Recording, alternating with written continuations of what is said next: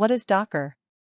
Docker is a containerization platform that provides easy way to containerize your applications, which means, using Docker you can build container images, run the images to create containers and also push these containers to container registries such as Docker Hub, Quay.io and so on.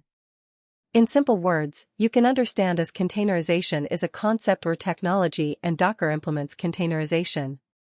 Docker lifecycle. We can use the above image as reference to understand the lifecycle of Docker.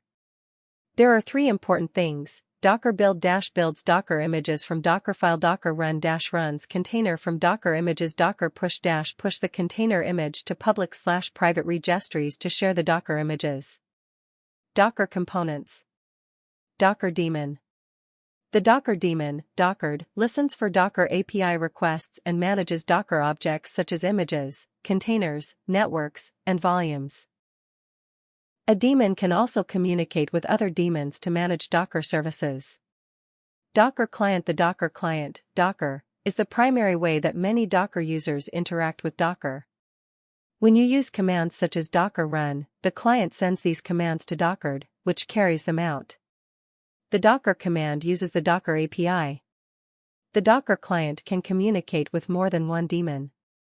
Docker Desktop. Docker Desktop is an easy-to-install application for your Mac, Windows, or Linux environment that enables you to build and share containerized applications and microservices. Docker Desktop includes the Docker daemon, Dockered, the Docker client, Docker, Docker Compose, Docker Content Trust, Kubernetes, and Credential Helper.